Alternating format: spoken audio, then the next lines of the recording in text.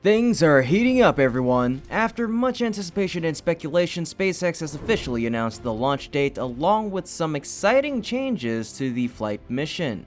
Additionally, the long-awaited explanation for the Flight 3 failure has been revealed by SpaceX. Firstly, let's talk about what you're most interested in right now. The new launch date update from SpaceX. We're very close to Flight 4, and launch schedule revelations have been coming fast and furious. For instance, in less than 2 weeks, Elon Musk made 3 launch date announcements: 3 to 5 weeks on May 11th, 2 weeks on May 20th, and 10 days on May 23rd. Meanwhile, the road closure notice suggested launch dates could fall on the 1st, 2nd, or 3rd of June. These multiple updates understandably caused some confusion. To add to this excitement, SpaceX recently revealed a specific launch date. I'm thrilled to announce that it's June 5th. This revelation aligns closely with all of Elon Musk's previous statements and the road closure announcement indicating that Flight 4 will certainly take place at the beginning of June. But the revelation from SpaceX is more special than others. Why is that, you might ask? Perhaps you remember that before Flight 3, when the FAA closed the Flight 2 mishap investigation, the agency did not make any other statements. But suddenly, SpaceX announced the launch date of March 14th along with a live schedule on their X page, even though there was no confirmation from the FAA. A lot of doubts were raised at that time, but in the end, everything came true, and now we are in a similar situation, and SpaceX has again given a specific launch date. Although they still say it is pending regulatory approval, I believe June 5th is the most accurate launch date. Do you agree with my opinion? Please respond with yes or no in the comment section. And don't forget to give me a like, share the video, and subscribe to the channel to show that you're ready for your appointment at Starbase in early June. Regarding preparations for Flight 4, S29 and B11 were destacked after completing the wet dress rehearsal test. Unlike my previous predictions about their movement, S29 is still next to the launch pad with teams conducting checks and adding heat shields on the ship. If there are no problems, it will likely stay there, ready to stack afterward. According to the current road closure schedule, it may be stacked for some activities on the 28th, the 29th, and on the 30th of May, with long road closures scheduled. And that time is only a few days away from SpaceX's planned launch, so I don't think there will be any new movement. We will continue to wait for more updates on Flight 4. Now, let's move on to another important update from SpaceX, the reason behind the Flight 3 failure. On its webpage, SpaceX posted an update titled "On the Path to Rapid Reusability." Firstly, SpaceX confirmed that the third flight test of Starship and Super Heavy was an important step on the road to rapidly reliable, reusable rockets. They also summarized the procedures of Flight 3, specifically the flight took off at 8:25 on March 14th. All 33 engines started up successfully and completed a full duration burn during ascent, followed by a successful hot stage separation, marking Super Heavy's second successful ascent. For the ship, after separation, all 6 Raptor engines successfully started and provided powerful thrust to put the vehicle on its trajectory, marking the first time Starship completed its full duration ascent burn. During the flight, S-28 also completed many tasks, such as testing the payload door, transferring fuel, and then executing a few minutes of an impressive re-entry. Now let's talk about the problems. After the separation process, the booster initiated a boost back burn with 13 of the 33 engines to correct the landing and achieved success until 6 engines began shutting down. Then, those engines were reactivated to decelerate before the Super Heavy reached the water's surface. However, the 6 engines that were turned off first in the previous boost back burn failed to activate.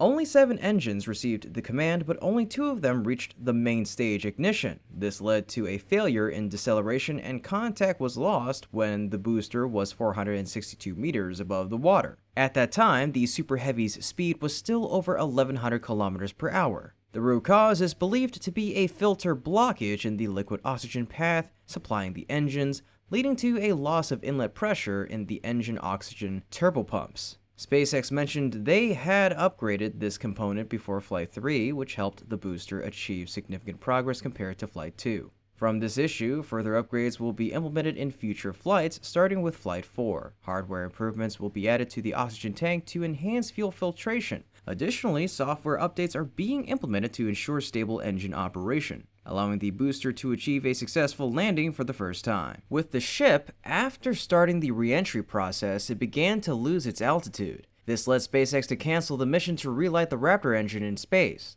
Despite an impressive re-entry period, the loss of attitude control caused the ship to experience higher heat than expected in both protected and unprotected areas. According to SpaceX's conclusion, the ship lost its signal at an altitude of 65 kilometers after 49 minutes of flight. Thereabout. The root cause of the ship was determined because the unplanned roll process caused the clogging valve in charge of controlling the entire roll process. To fix this, SpaceX is adding roll control thrusters on upcoming ships to improve attitude control and adding other hardware to increase resilience when clogging occurs. Regarding the general situation, the SpaceX mishap investigation is still ongoing under the supervision of the FAA along with NASA and the National Transportation and Safety Board, or NTSB.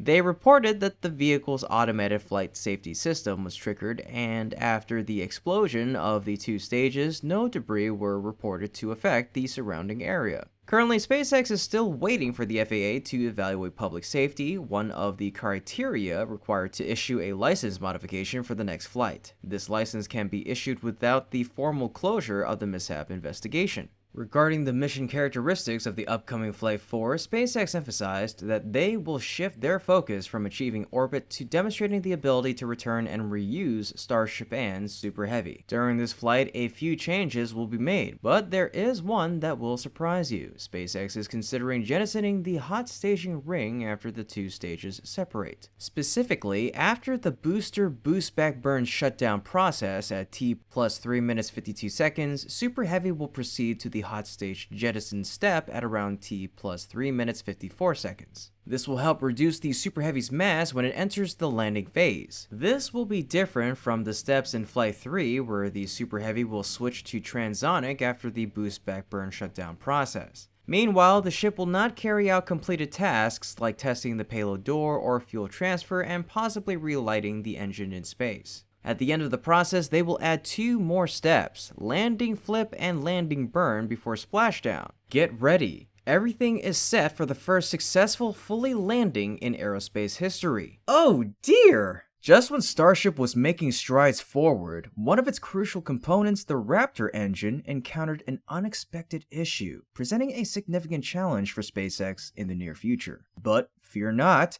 as upcoming flights and plans may not be heavily impacted, especially with notable statements recently made by Bill Nelson. Over the past few days, the activities at Starbase to prepare for Flight 4 have been incredibly exciting, with Elon Musk even tweeting that we can expect Flight 4 in about 10 days. Unfortunately, this need for caution comes in the wake of a serious problem with the Raptor engine. Specifically, on the afternoon of the 23rd of May at SpaceX's engine testing center in McGregor, Texas, an explosion occurred at the test stand during Raptor engine testing. The explosion was significant, engulfing the entire test stand. As a result, the engine may have been completely destroyed, and there could be damage to the test stand as well. Currently, SpaceX has not provided any updates regarding the incident, including its cause and the extent of the damages. It's been a while since SpaceX has faced such a major engine incident, highlighting the ongoing challenges with the Raptor engine. The recent test, like many others, is part of a series of tasks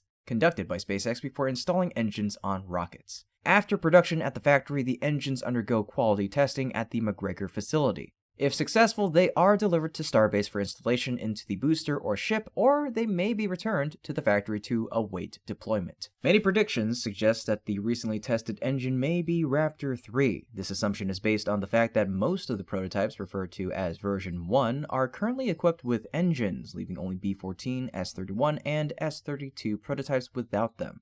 Additionally, Starship version 1 is utilizing the Raptor 2 version. Elon Musk mentioned plans to produce 6 Starship version 2 vehicles this year. Analyzing his presentation from April, particularly the thrust parameters, it appears that Starship version 2 will transition to using Raptor 3. This is why many speculate that the tested engine was indeed Raptor 3, as there is a need to accelerate production and testing to meet the demand for Starship version 2. Raptor 3 was initially tested in the middle of last year and demonstrated impressive performance metrics. However, developing rocket engines is inherently challenging, and new versions like Raptor 3 require additional time for refinement before being officially deployed. The recent incident underscores the need for SpaceX to conduct a comprehensive review of its operations. Prior to the engine incident, S-31 experienced an electrical issue while undergoing a cryogenic test at the Massey test site. Currently, it remains in the high bay for repairs before resuming the testing process. As SpaceX accelerates its efforts to achieve new goals with Starship, it's encountering more challenges along the way. However, setbacks are expected in the development of complex systems like rockets and engines. While everyone hopes for rapid progress to bring Starship into operation and meet future schedules, it's imperative for SpaceX engineers to take a moment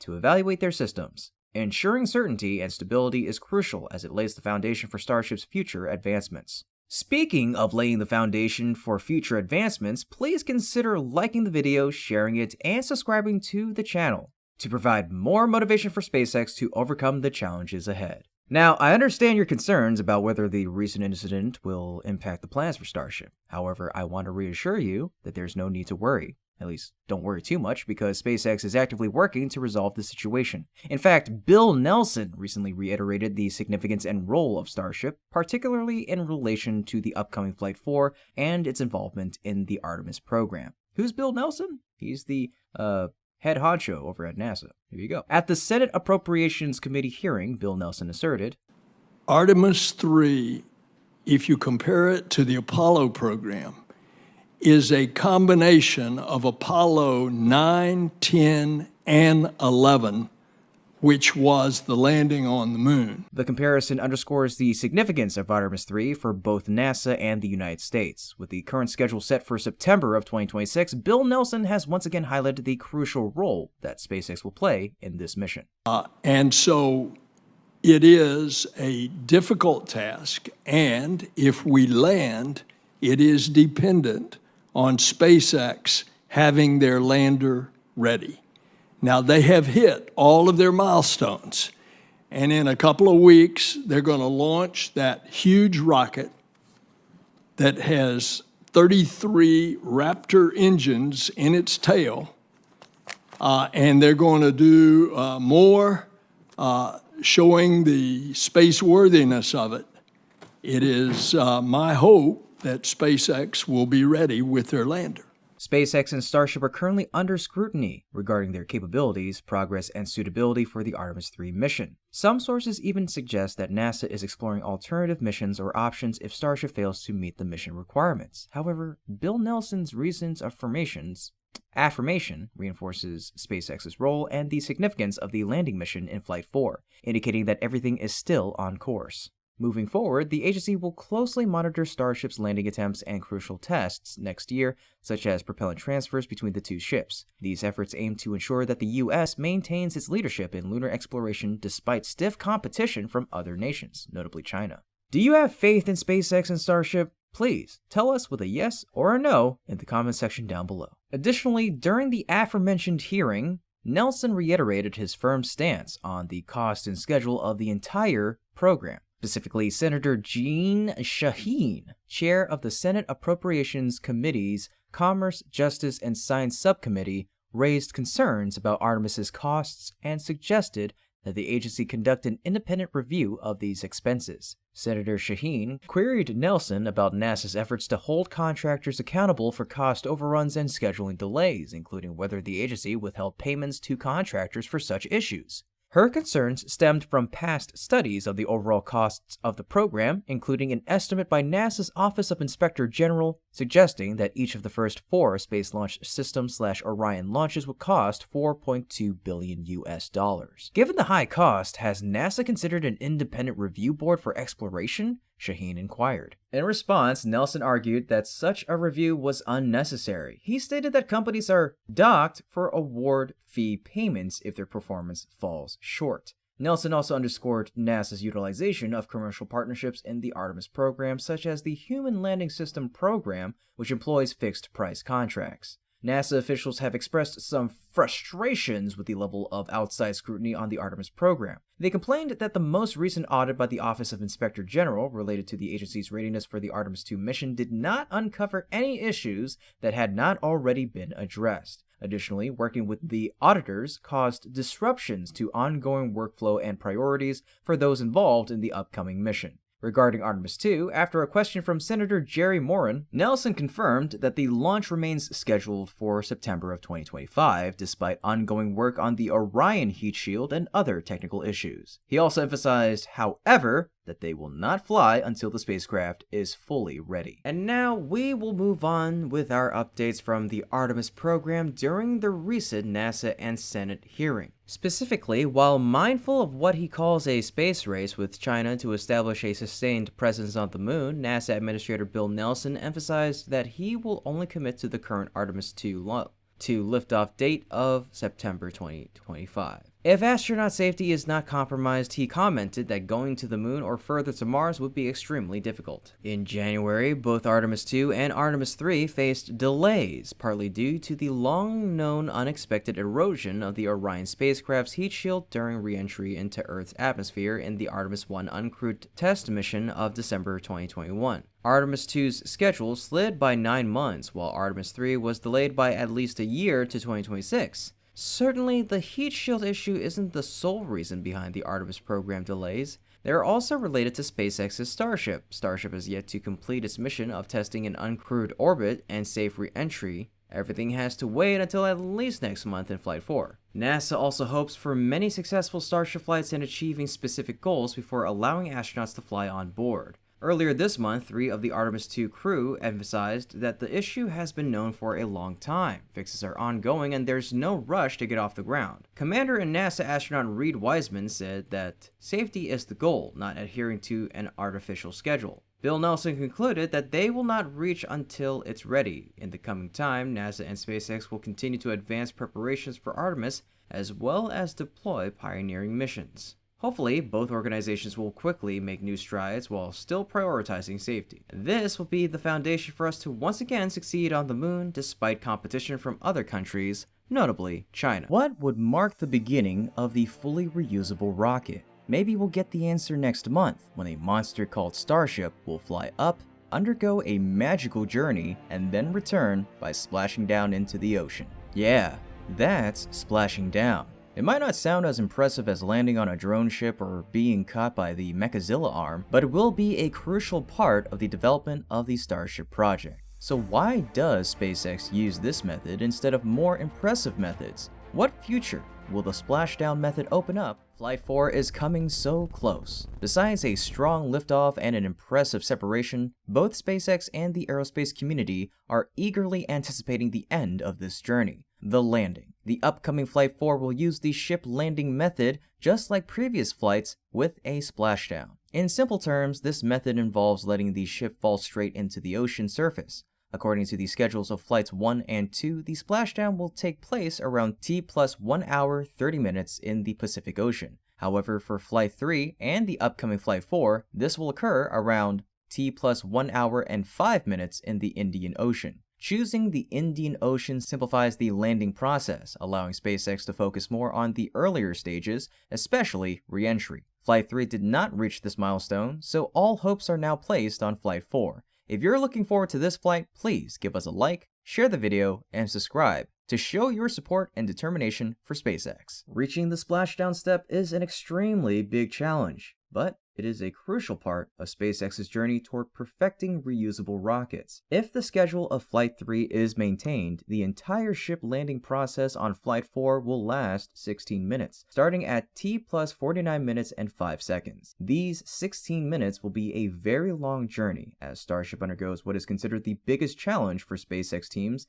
in the near future, re-entry. In this process, 2 systems, the engine and the heat shield, will play critical roles. Issues with the ship's engine were not reported because it did not function on Flight 3. The heat shield performed impressively, but only lasted about 4 minutes, roughly 1/4 of the landing duration. This highlights the difficulty of re-entry. Therefore, the engine and heat shield in Flight 4's hardware are receiving significant attention. After each test, these systems are thoroughly monitored and replaced if necessary, as evidenced by the recent heat shield replacement on S-29. Work will continue until the official flight. The difficulty of the landing process is also why more impressive and eagerly anticipated methods like landing on a drone ship or landing with a Mechazilla arm are not selected for this mission. Landing on a drone ship is something SpaceX has done hundreds of times with the Falcon 9, but Starship is a completely different level. The current version of the ship has a dry mass of 100 tons plus additional fuel. With its 6 engines generating immense thrust, landing on a drone ship would require designing a significantly larger and more capable drone ship than those used for Falcon 9. Building such a system just for a few test flights in the early stages would be time-consuming and complex. Landing directly into the sea is a safer, simpler, and more effective method for testing landings at this stage. Another reason for choosing Splashdown is the Starship's current lack of landing legs, making drone ship landings less optimal. The difficulty increases with other methods, landing with the Mechazilla arm or landing in a designated zone like Falcon 9. Both methods are highly risky because they occur on land. Landing in a designated zone already requires high precision, and landing with the Mechazilla arm is even more challenging, possibly the most difficult landing method to date. It would be risky for SpaceX to use these methods in its initial landing attempts. Any mistake could be disastrous for people and surrounding facilities, especially since SpaceX has not yet completely mastered this step. Therefore, Splashdown is the best choice. Okay, those are the advantages of Splashdown, but is that all? In my opinion, its role is even more significant. And to understand this, we need to look further into the future. The first thing that comes to mind is the future Starship landing plan. SpaceX chose the Indian Ocean instead of the Pacific, starting with Flight 3, but I think the Pacific Ocean will be chosen again, specifically for Flight 5. The reason is that Starship will need to complete a full orbit around the Earth, return to Starbase, and land using the Mechazilla arm. If it lands in the Indian Ocean, Starship would only travel about halfway around the Earth. Landing in the Pacific will test Starship's capabilities on a longer flight, potentially preparing it for a near final destination landing in South Texas, where it launched. This could happen as early as Flight 6. Do you agree that the landing location for Flight 5 will be the Pacific Ocean? Please leave yes or no, and your thoughts on the matter in the comment section down below. With the groundwork laid by Flights 4 and 5, SpaceX will be increasingly confident in executing the first Mechazilla arm landing. Once the splashdown process is mastered, transitioning to landing with the catching system will become more manageable, even though it remains challenging. The success rate will likely improve from this point, enabling Starship to achieve a perfect landing the first time it returns to Starbase. Landing with the Mechazilla arm has been a long-standing goal for SpaceX, and once accomplished, Starship will reach a new pinnacle, setting itself apart from every other rocket in the industry. After ensuring that its rocket can return safely, SpaceX will aim for another significant milestone, testing and building a refueling system. This system will play a crucial role in all Starship missions, especially long-term missions to distant celestial bodies. In the coming years, 2 major missions will rely on this system: the Artemis moon mission in 2026 and the Mars missions at the end of the decade. But you can see that even though we are getting closer to these timelines, the construction of the refueling system has not yet accelerated. To date, SpaceX has only confirmed the completion of the Tipping Point mission, which involved transferring fuel from the header tank to the main. Transferring fuel from one Starship to another will be a challenging task, requiring multiple flights to perfect. However, all these efforts hinge on successful landings. That's why achieving a successful splashdown will boost SpaceX's confidence in advancing the refueling system, ensuring robust preparations for humanity's crucial missions in the years to come. Moreover, an increase in missions will lead to another requirement: more frequent launches. The launch frequency of Starship is a topic that SpaceX leaders discuss often. We might be astounded by SpaceX's aim for 148 Falcon rocket missions this year, but that pales in comparison to the goals set for Starship. For instance, Gwynne Shotwell once mentioned launching 1 rocket every day. Musk has even more ambitious plans, setting a goal of launching 10 Starships each day to transport 1 million tons to Mars. 10 flights per day equal to 3,650 flights per year, completely surpassing the Falcon 9's capabilities. To meet such demanding schedules, SpaceX will need to ramp up the construction of various elements, including production systems and launch and landing systems. The production system, notably Star Factory, is nearing the final stages of construction and is expected to be operational by the end of this year. Successfully landing Starship will mark the beginning of the most explosive era for the vehicle. Once production is complete, subsequent processes like stacking and testing will proceed continuously, promising to completely transform the appearance of Starbase. Besides Star Factory, the launch tower system, which makes Starship unique, will also see significant development. Musk has revealed plans for up to 4 launch towers for Starship in 2024. Currently, SpaceX is preparing to build a second tower at Starbase, and the launch tower at LC-39A is still being upgraded. A successful splashdown in Flight 4 will boost SpaceX's confidence in its vehicle, accelerating the construction of these launch towers even further. Many new possibilities will open up after the upcoming Flight 4, especially if it achieves a successful splashdown. This task will undoubtedly be challenging and demands the utmost concentration from the SpaceX team. However, it is in the face of difficulties that great achievements are made. Everyone who loves aerospace dreams of a future where space travel and return are experiences anyone can enjoy. That future is very close, and the key to unlocking it is a successful splashdown. Now, let's watch as SpaceX takes this pivotal step forward. Nearly half a year has elapsed, and while the Falcon 9 and Starship programs continue to gain momentum, the Falcon Heavy, a rocket that garnered considerable anticipation, has yet to take its first step forward. However, I'm thrilled to announce that the Falcon Heavy is poised to rejoin the fray. NASA has just officially confirmed its first mission of the year, signaling the dawn of a promising new chapter for this rocket. So when can we expect the Falcon Heavy to blast off? How will it evolve over the course of the year, and will its role within SpaceX undergo any transformations? True to expectations, SpaceX has ambitious plans for Falcon Heavy this year. While the number of launches may not rival that of 2023, each mission holds immense importance. The first milestone for Falcon Heavy this year will be the launch of the GOES-U satellite for NASA and NOAA, or the National Oceanic and Atmospheric Administration. This marks the 10th mission for Falcon Heavy to date. Initially slated for late April and subsequently pushed to May, recent updates from NASA confirm the launch date for June 25th. This isn't merely a plan anymore, it's officially confirmed. Falcon Heavy's 10th launch is scheduled for 5:16 p.m. ETC on June 25th at Launchpad LC-39A. To bolster confidence in the launch schedule, NASA has issued an invitation to media organizations to attend the upcoming Falcon Heavy launch of the GOES-U satellite. This move signifies a high level of certainty as it involves numerous organizations, processes, and logistical considerations, indicating that further changes to the mission are unlikely. So mark your calendars for the end of June. We have a rendezvous in Florida. Are you prepared for this momentous occasion? If so, show your excitement by giving this video a big thumbs up. Additionally, please support us by sharing and subscribing, enabling us to stay motivated and provide further updates on this mission. NASA's significant investment in this upcoming mission underscores its importance. The contract awarded to SpaceX for launching this weather satellite is valued at up to $152.5 million. In comparison, last year's Psyche spacecraft launch mission costed $117 million, while the upcoming Europa Clipper mission to Jupiter's satellite is budgeted at $178 million. These figures highlight the significance of the GOES-U mission in NASA's agenda and space exploration efforts. The GOES-U satellite is set to operate in the geostationary orbit at an altitude of 35,786 kilometers, significantly higher than most SpaceX missions. With a dry mass of 2,925 kilos, it will reach a hefty 5 tons when fully fueled. Equipped with a suite of advanced instruments, the satellite is poised to revolutionize weather monitoring and forecasting. Among its capabilities, GOES-U will provide advanced imagery, atmospheric measurements, real-time mapping of lightning activity, and the detection of approaching space weather hazards. This state-of-the-art satellite represents the culmination of the GOES-R series, following its predecessors GOES-16, 17, and 18, which were launched by ULA's Atlas V.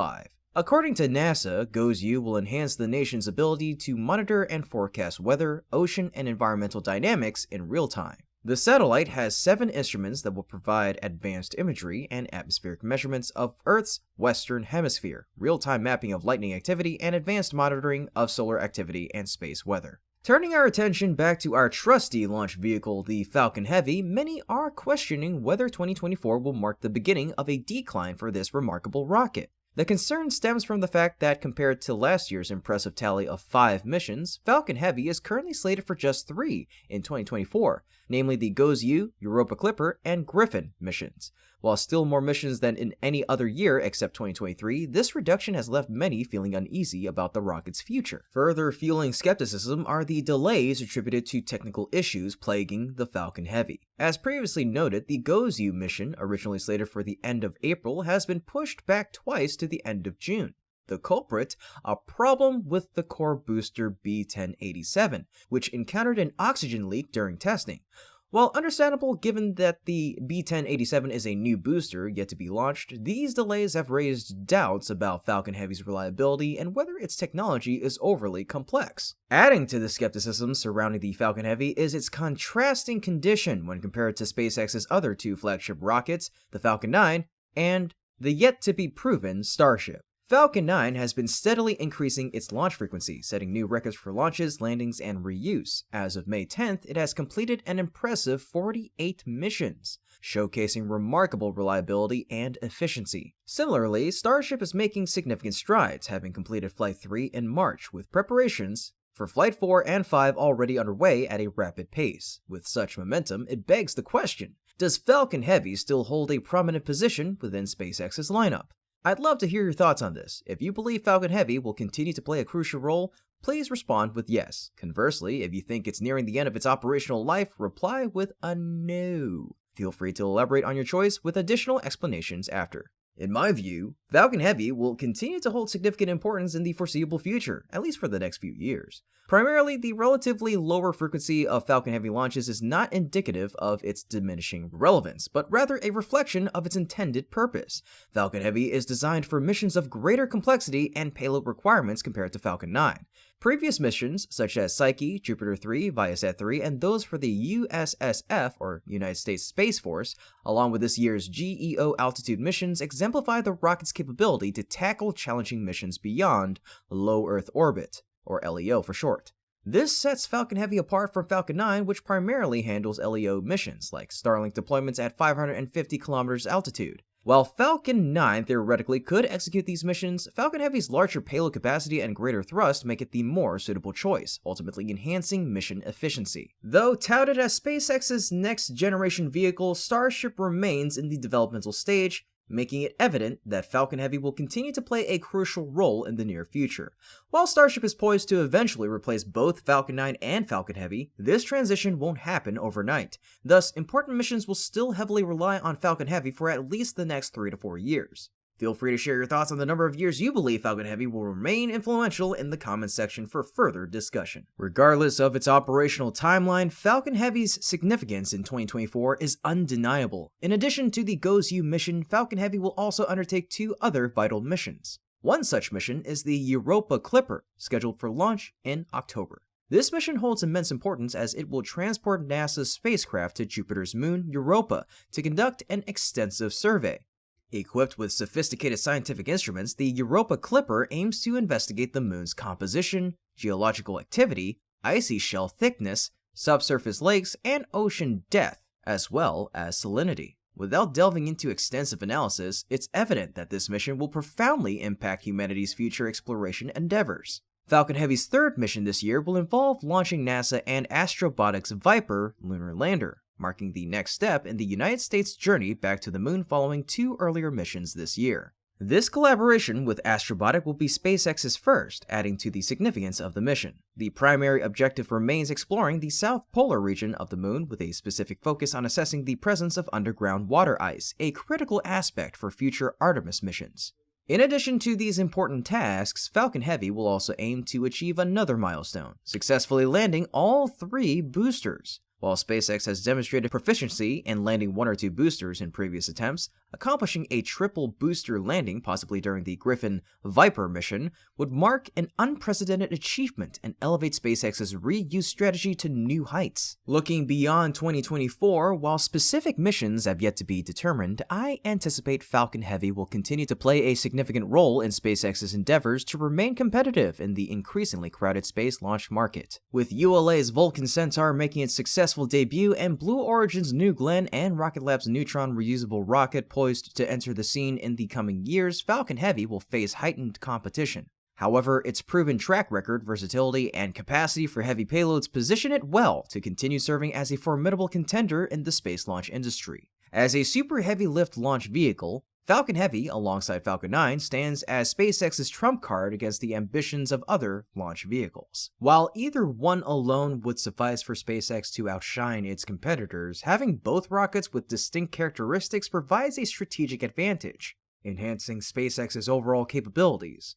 A promising future lies ahead for Falcon Heavy. With upcoming missions on the horizon, there's anticipation for a successful comeback after months of dormancy. This success will mark the beginning of new developmental stages for the rocket, further solidifying its position within SpaceX's arsenal. Together with Falcon 9 and Starship, Falcon Heavy will continue to bolster SpaceX's claim to the strongest orbital fleet in history. This comprehensive fleet not only showcases SpaceX's prowess in space exploration, but also reinforces its position as a leader in the aerospace industry. It's unfortunate to note that Starliner continues to face setbacks and disappointment. In earlier updates, NASA and Boeing had indicated that Starliner CFT-1 would launch around 3:09 p.m. on May 25th, marking the third delay for the spacecraft in the current month. However, it appears that the challenges persist, suggesting that there might be more hurdles ahead. In a recent tweet from Spaceflight Now, it has been revealed that the CFT-1 mission is no longer targeting the 25th of May. An attached image titled NASA Boeing CFT Update stated that NASA, Boeing, and ULA are foregoing the attempt on May 25th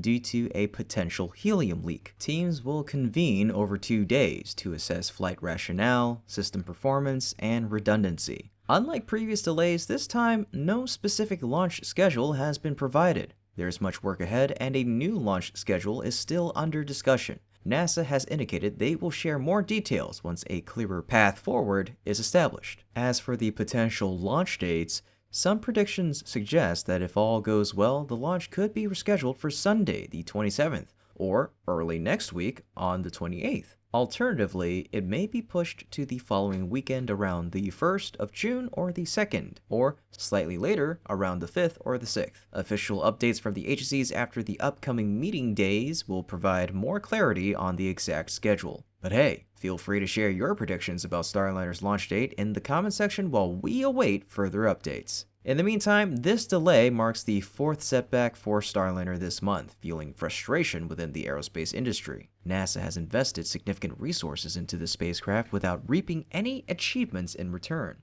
With its recurring issues, Starliner appears increasingly unlikely to compete with SpaceX's Dragon and may even face competition from Dream Chaser, set to debut later this year. Despite launching later, Dream Chaser demonstrates greater readiness and stability compared to Boeing's spacecraft. As a result of the delay, both the Atlas V rocket and Starliner will remain at the vertical integration facility for an extended period. Meanwhile, the 2 astronauts who abruptly exited the spacecraft during the earlier attempt this month will have to endure further waiting. What lies ahead for them remains uncertain. Let's await further developments to see how the situation unfolds. Can't wait any longer! After extensive preparations, the spaceplane Dream Chaser, Tenacity, has finally arrived in Florida, ready for its upcoming launch into orbit. This marks a significant milestone for Sierra Space's latest development and NASA's proactive role in the dramatic space race. Many exciting futures will unfold with this achievement. Back more than half a year ago, in late October and early November of 2023, Sierra Space officially announced the completion of the first Dream Chaser prototype, Tenacity. At that time, they revealed that Dream Chaser would undergo several months of testing at NASA's Neil Armstrong Test Facility.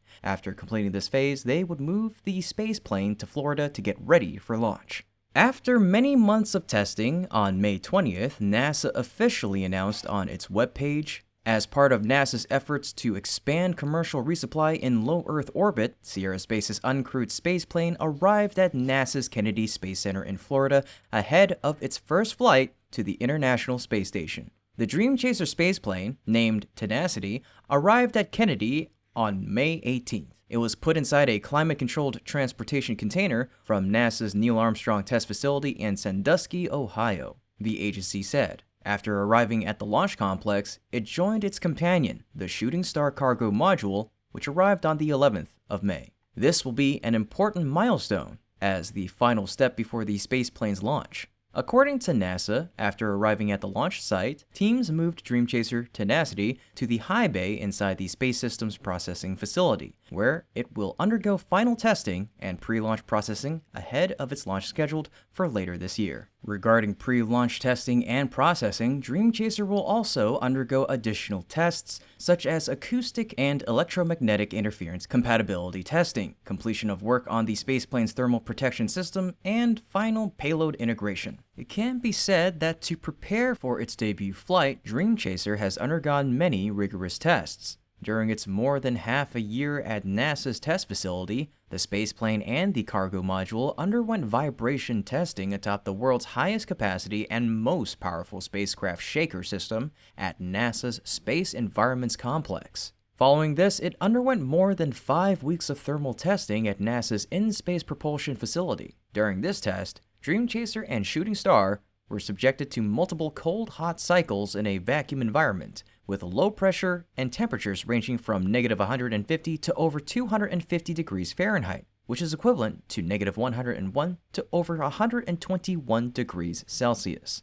This allowed Sierra Space to conduct functional tests at these temperature plateaus to verify system performance. One of the systems that underwent thorough scrutiny during the thermal test was the spaceplane's forward down thruster. This component, located at the front of the spaceplane and covered by the thermal protection system carrier plate, is crucial for Dream Chaser's docking with the space station. It'll also endure the highest temperatures during re-entry. With the test completed and no problems reported, it appears that the system performed well. Now, let's talk about the launch schedule. According to NASA's announcement, the launch is set for later this year. Dream Chaser will be launched by ULA's Vulcan rocket from SLC-41 at Cape Canaveral Space Force Station, delivering 7,800 pounds of cargo to the International Space Station. This means cargo will be loaded onto both the spaceplane and the cargo module, since the Shooting Star module and the spaceplane can carry 7,000 pounds and 3,500 pounds, respectively. Dream Chaser Tenacity's first mission will last 45 days. Both NASA and Dream Chaser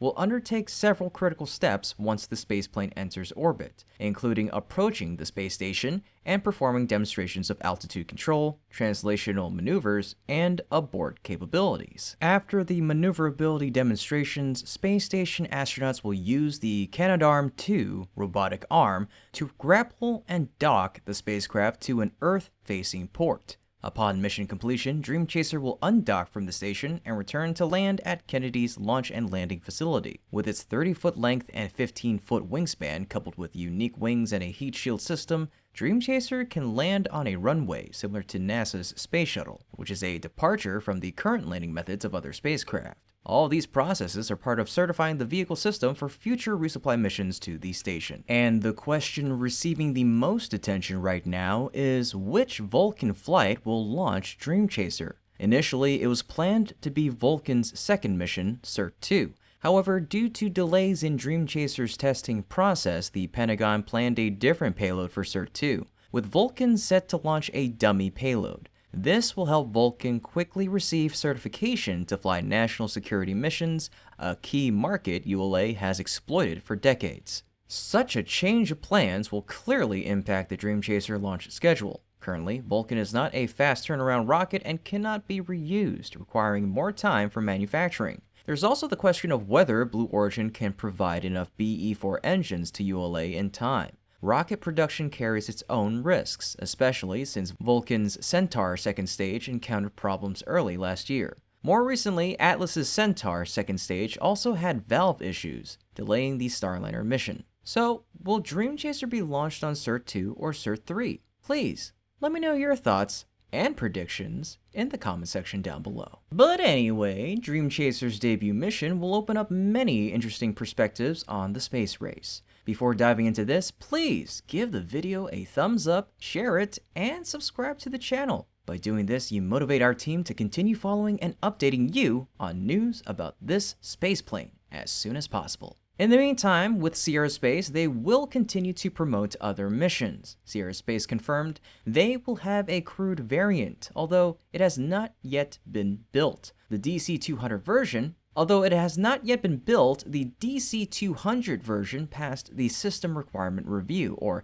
SRR, in 2022. Meanwhile, they are producing a second cargo variant called Reverence at their Dream Factory production facility in Colorado. With Dream Chaser, Sierra Space is poised to become a major player in orbital payload transportation. In the ISS race, the upcoming mission is just one of 7 missions to the ISS of this vehicle under the Commercial Resupply Services 2 contract. This number surpasses Starliner's current number of missions and is half the number of Dragon's current missions under the Commercial Crew Program contract. Each Dream Chaser's future mission could last up to 75 days, with the capability to transport up to 11,500 pounds of cargo. Clearly, Dream Chaser will have ample opportunities to showcase its capabilities. If it can capitalize on these opportunities, it can quickly build reliability, thereby opening up many more opportunities beyond the ISS project. Dream Chaser will also play a crucial role in the construction of Sierra Space's Life inflatable space station.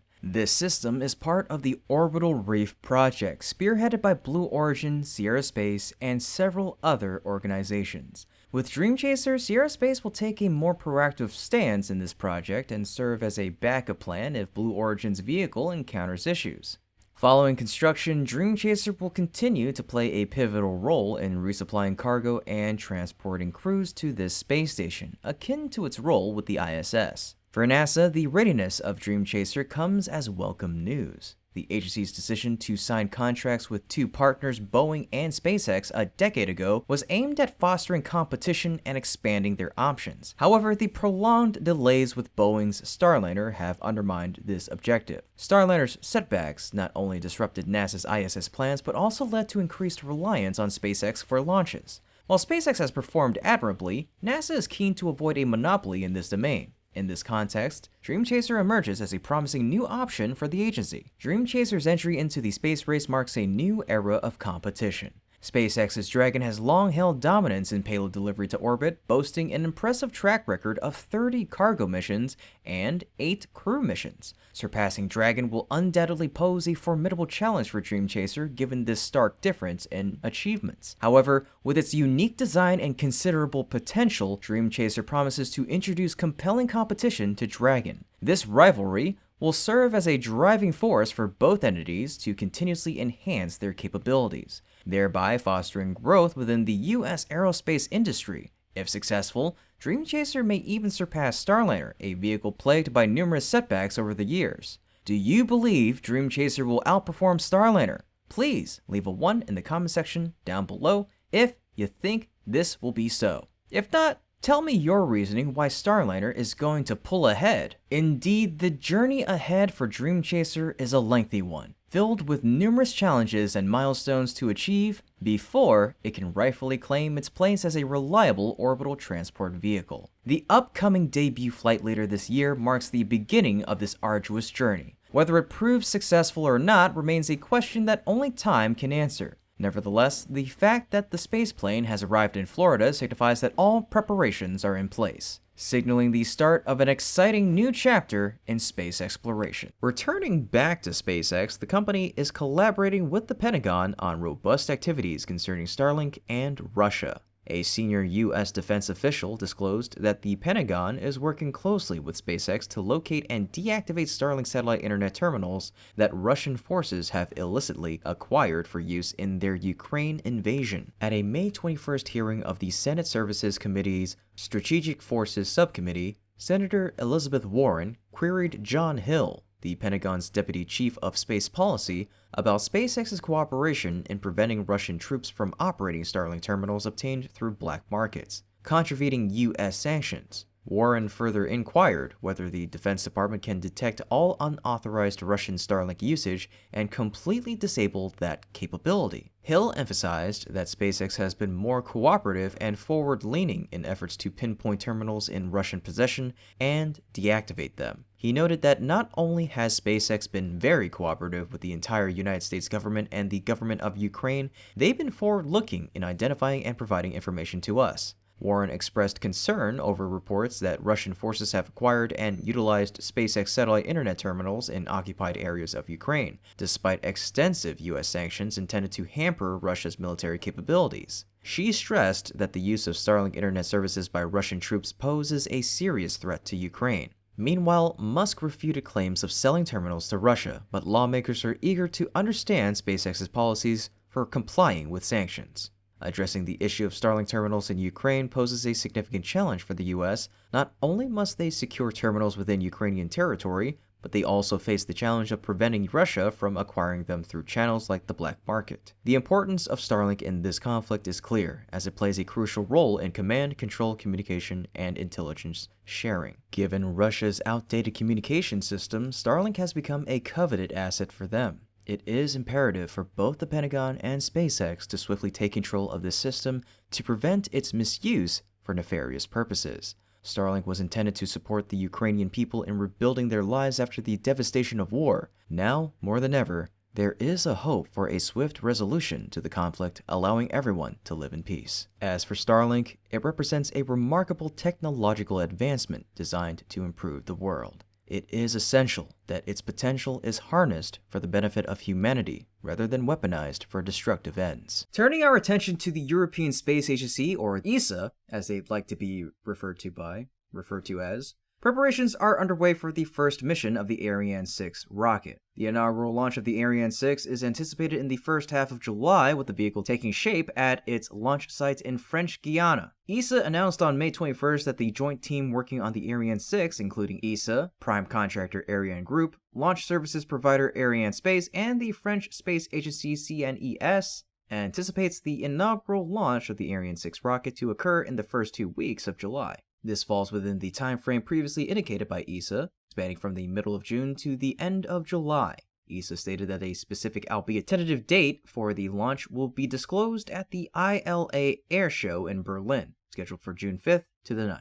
In the latest update, ESA reported the completion of the qualification review on April 29th. Additionally, workers have commenced the stacking of the rocket itself, attaching its 2 solid rocket boosters to the core stage. The upper stage and payloads are slated for installation in June, preceding a fueling test and practice countdown referred to as a wet dress rehearsal, scheduled for June 18th. Although there is no official launch date yet, all parties involved remain confident that everything is proceeding according to schedule. Giulio Ronzo, chief executive of Avio, the company producing the solid rocket motors for the Ariane 6 strap-on boosters, expressed optimism, stating, "It seems to me we're going in the right direction for a flight in July." There are high expectations for this upcoming flight. A successful launch of the long-awaited Ariane 6 would help alleviate the launcher crisis that has led ESA and the European Commission to procure multiple Falcon 9 launches from SpaceX. Joseph Aschbacher, Director General of ESA, acknowledged the inherent risks, stating, "Statistically, there is a 47% chance the first flight may not succeed or happen exactly as planned.